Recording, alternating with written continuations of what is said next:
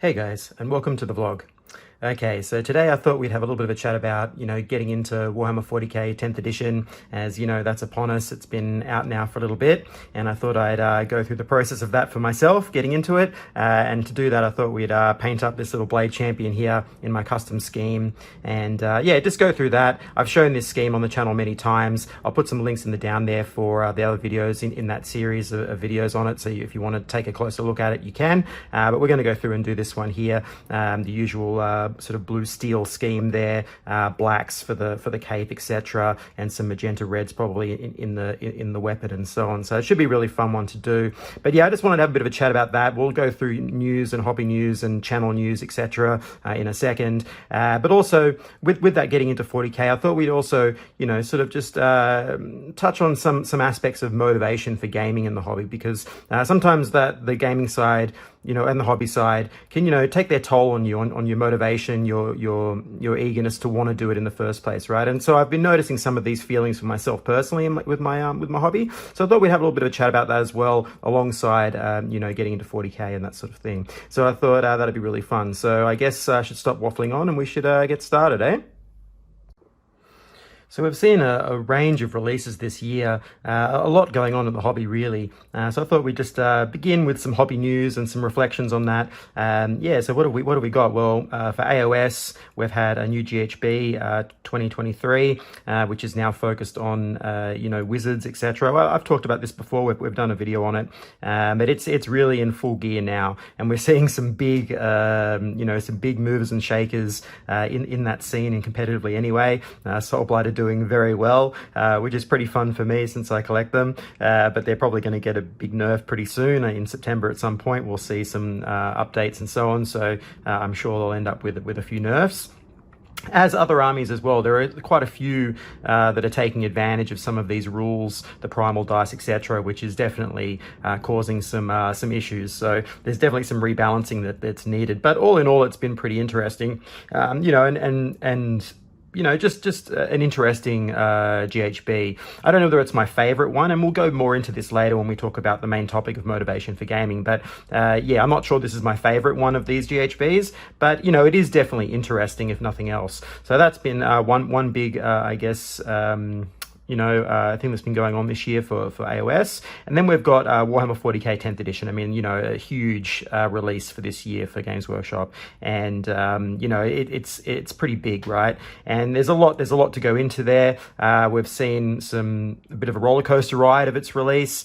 Some things really great, some things not so great in terms of balance and this type of thing for the index. And that's also, I guess, marred some of my early impressions of wanting to get into it. But again, we'll go through that later on in my motivation for gaming and all of that, and getting into 40k, because yeah, there is definitely something to discuss there for the game. But ultimately, I think that most of the issues are more on the side of competitive side of gaming, rather than, let's say, your casual side, which initially is probably where I'll be beginning with 40k, as the guys in my club generally play AOS, and 40k is sort of I guess a secondary game in comparison to that. So yeah, but it's still going to be fun to get into. I'm still excited. So that's been really interesting.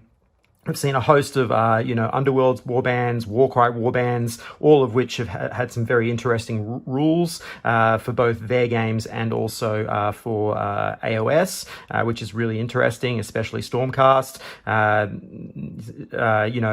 Quite interesting rules really for them. The Questa Soulsworn, I think that's their name. Very, very cool little unit for AOS, and Stormcast definitely need it for this edition. But it's still pretty good overall. For the other ones as well, we've got the Flesh Eater Courts warband as well. They also had some minor, I guess, issues with their rules that I think have now been clarified, so that's really nice. But yeah, it's just been a really, really good year for releases generally. And then we've just had the Nova Open recently. As of this video, it should have been maybe a week or two ago, and some big reveals there. Lots of updates for Space Marines, Assault, Jump Pack Space Marines, etc., Primaris-ified versions of those scouts. And we all knew these were coming, and they're starting to sort of roll that out now. For good or bad, that's just the nature of the way it's going. I personally like the slightly larger scale. It's a bit easier to paint, but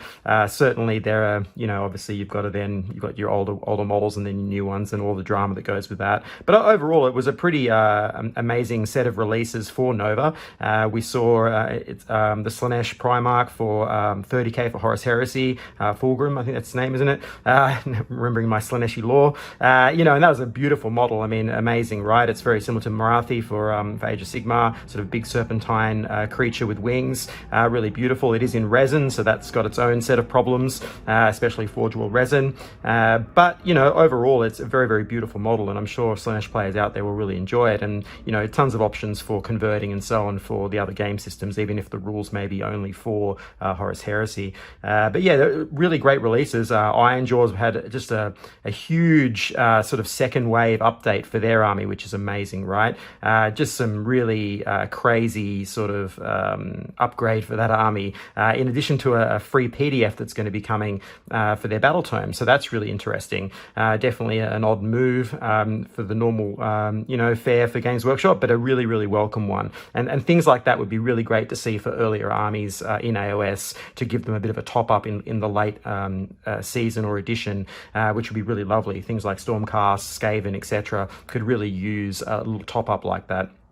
So we might see it for them too, who knows. But a really beautiful set of releases. Now, if I've been really good, I should have shown some of this stuff, appearing on the screen right now if I've done some overlays. But otherwise, yeah, it's been really exciting, right, for the hobby generally, moving into Christmas. That we should see some really fun releases coming to the end of this year. And moving into next year, you'll be seeing, a new edition of AOS at some point mid-year next year. We've got a whole range of releases in this sort of end narrative, this Dawnbringer narrative, to end out the edition, and the sort of new releases that are coming for that. And it looks like they have actually planned to pack that with quite a few interesting new miniatures, etc., for armies that are already existing and new ones coming. So Flesh Eater Courts are getting their final book, and whatever sort of ramifications of that. It's really good. It's good to keep the game going, keep it alive, because the GHB this time around is for a full year. So you do want something to mix it up midway through. As I've said previously, for me, I prefer the 6-month rotation, because it means that they can, swap in and out, and fix bad rules, etc., and balance it more thoroughly. Whereas if you've got a GHB that does have some issues, it can be difficult sometimes to get that right and to keep it interesting and fresh for a full year. But there are for and against for both things, and I understand that. But it's good to see that they do actually have some plans for other releases, so that's really nice. So I think that's where we'll leave it on the hobby news. It's been really interesting. Overall, I'm pretty happy with this year for all of the different minis. And in addition to that, obviously, which we'll go into in a second for the channel news, it's been fun really doing the videos this year for all the tutorials that I've been doing. So yeah, with that little segue, I guess we'll get into some channel news.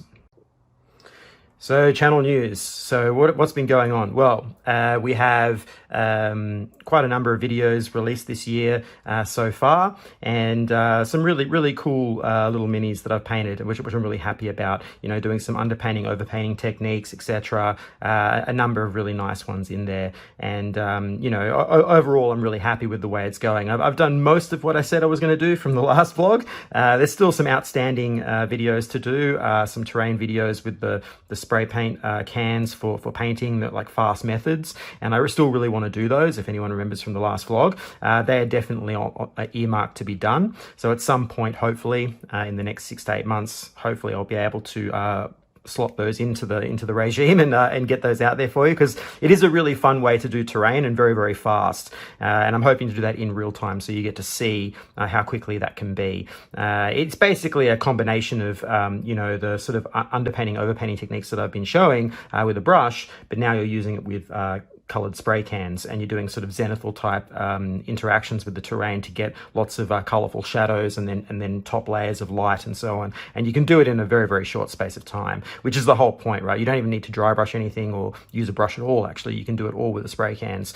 You know, it adds a bit of cost to the whole thing, but the speed in which you can do it is so amazingly fast that it's really worth doing that, especially if you just want to knock out like one set of terrain for your own gaming board at home, etc. That's a really great way to do it, and that's exactly what I've done for myself and for the club as well. And hopefully I'll have some maybe some photos of that during those videos as well, so you can sort of see the quality and what you get out over a full board. So yeah, that's really cool. And, you know, going forward for videos in the future, you know, I've got many more to come. There's always good ideas to do different paint schemes. You know, this channel is generally about, you know, alternative paint schemes, as you're seeing from the Blade Champion I'm painting right now. I think that one of my latest videos, the Plague Bearer flesh, the green flesh, is probably the first video I think I've done where I do you know, a lore-friendly or box art-friendly paint scheme. I'm pretty sure every other paint scheme I've shown on this channel has been some sort of alternative to the main color scheme, which is just, you know, something I enjoy doing. It's one of those things. We'll be going through ideas on this in other videos, but it's one of those cheap ways that you can, you know, personalize your mini without needing to convert anything, right? If you don't want to have to spend the money and time on conversion, you can simply, you know, make your mini your own by the paint scheme you choose. And it's a really great way to do that. And so I enjoy that aspect of the hobby. So that's why you see so much of it on the channel. But it also means we can explore colors and different techniques and so on, which is also really great. So yeah, we're going to continue with all of that. I've got many more to come.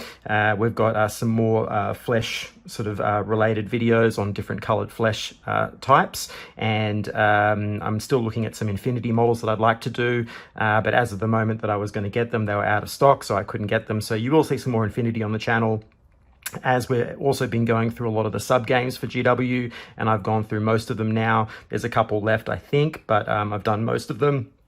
What else? We've got, I'll end up doing some Shatterpoint as well at some point on the channel, so you will see some tutorials on that, and some more MCP as well. Outside of those, I'm not quite sure how many more I'll do, but I am enjoying the process of going through it. And I guess finally, if anyone doesn't realize, I have been going through on my mission to, I guess, you know, desensitize myself to the hatred of elves. As anyone who's been listening to these videos for a long time might know, that I initially had a bit of a reservation towards elves, and I've been slowly painting them to sort of desensitize myself and see if I can change my view. And that's been happening over the course of the couple of years this channel's been alive. So I'm almost down to the point where we've got a video on almost every elf type that GW makes. I think I've got maybe a couple more to go. So we're coming to a conclusion of that, and I'll do a video on it and that sort of thing, which I think is really cool. But so far I have been enjoying the process of painting them. So that's been you know, an eye opener for me anyway. For anyone else who's in that camp of not liking elves, you know, painting them can actually change your view, which is interesting. So that's all going on. In terms of tech, so I did say I was going to upgrade my camera. Now I did actually upgrade it, and then the new camera, or the new phone I was using, that camera is actually worse than the one I'm currently using. It didn't seem to give as good a resolution. So that was a bit of a downer, but what it's done is allowed me to free up my main phone or whatever, and have a second camera now, which means that we can now move towards possibly some streaming, which is something that I've been wanting to do for a while, as most channels do, right? It's a good way to communicate and get to know everyone, you know, that's following along with the channel, etc. You know, and discuss hobby and anything that people want to know about. It's way easier for me to do that, you know, live, where I can actually just speak to you. If you ask a question, I can just explain it, rather than trying to do a really edited, cut down version on these videos. So I think that's really important for the growth of the channel and into the future. And you know, if that's something you'd like to see, please leave it in the comments. Let me know what you think of that. I'm thinking at first to do it on Twitch, and then from Twitch eventually do some sort of thing on YouTube where it's maybe just monthly, or some sort of hobby hangout there where we get to like discuss things. But they'll be painting streams. I'll be doing painting on them, and actively discussing topics and so on as we go, for anyone that needs any clarification on something they're doing, or just generally want to hang out and do some painting along while I do it. So that's definitely on the cards for the future. So if that's something you're into, please let me know. So I think that's everything for the channel news. I can't think of anything else right now. So I guess guess we'll just, before we get into the main topic, or the, you know, the casual topic for this one, we'll just talk a little bit about Blight of Gods and my own brand. So this year I've been working really hard to, you know, retrain myself to sculpt in miniature scales, and I've now, you know, pretty much got there now, and I've managed to produce a little range, or initial range anyway, for miniatures for sort of like a heroic 32 scale, basically a GW scale miniature, and I'm really looking forward to releasing those for everyone that's interested in that, in 3D printing, etc., as these are all for 3D printing, the files, that sort of thing. If you go onto my website, the link is in the down there, you can check out Blight of Gods and the characters and the sort of I guess STL files that I sell, and what it's all about. But yeah, I'm really excited to be showing those off very soon. I did previously on one of my videos just recently give a little teaser and showed a test print of one of my skeletons. So yeah, that was a really good test, and I've gone further from that. So I've got a good little starting collection to begin releasing, and you'll see those as we go along, plus painting videos, etc. I think they're really cool. Anyone that's into necromancy and undead and demons and that sort of thing, the Blight of Gods range should be one that you enjoy if you like 3D printing and that and all of that. So I'm really looking forward to that, but we'll talk more about this coming in the coming months as I get ready to release it. But I thought I'd just let you know where that is if you've been going to the website and wondering where new releases are, or I've only released something earlier in the year and then nothing for this sort of 6-month, 8-month period. That's because I've been retraining. So yeah, but I'm ready to go now. So that should be really fun for coming into next year. All right, well, let's get on to that main topic, and have a bit of a chat. So getting into 40k and motivation for gaming. Well, you know, when 40k dropped, you know, when 10th edition dropped, I was very keen. I was looking around. I was really interested in the Combat Patrol, which I still am, and a lot of the guys in my club were as well. This was sort of coinciding, I guess, with also the new GHB for AOS, so that was also impending on my thoughts and that sort of thing.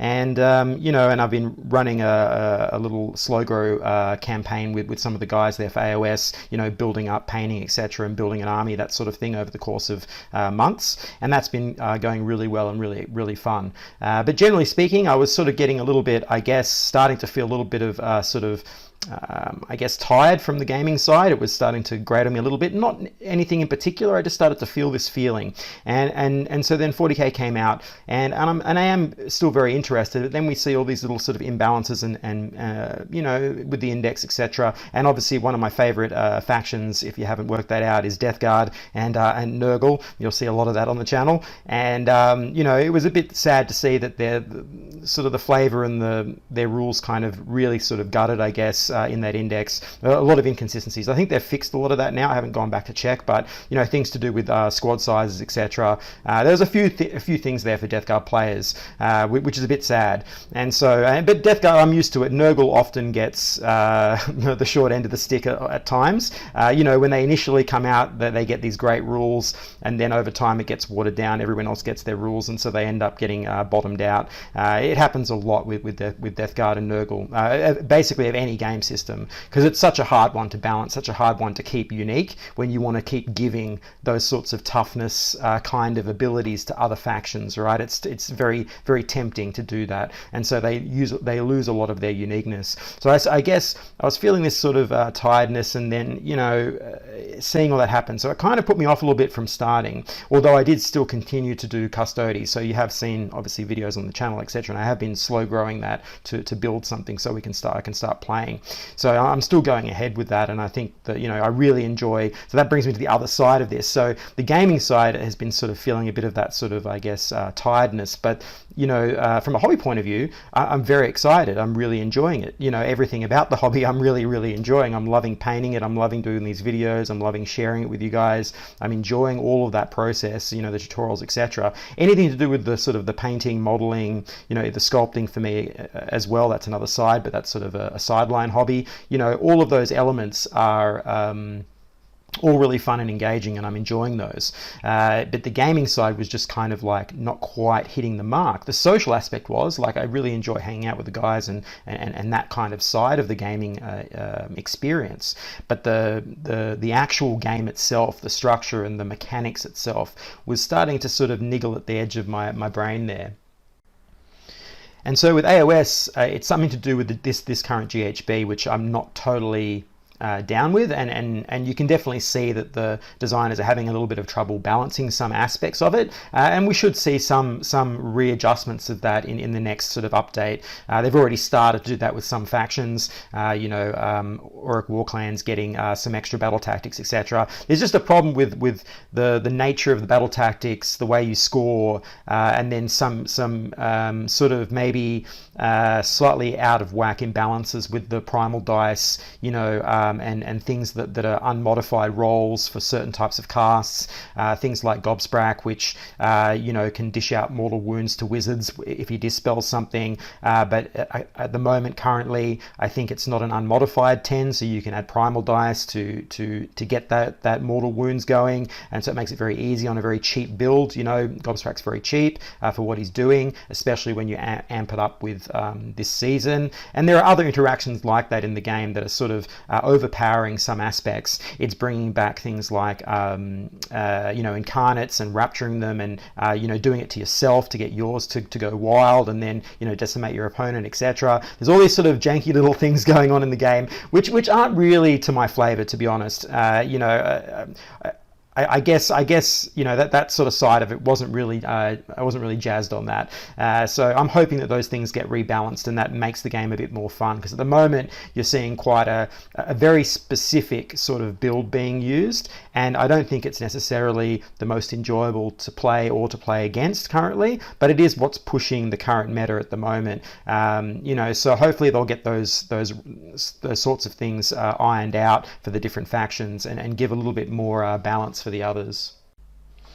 So now we sort of bring ourselves more towards 40k, and I've gone through the rules, I've had a look, it looks fine.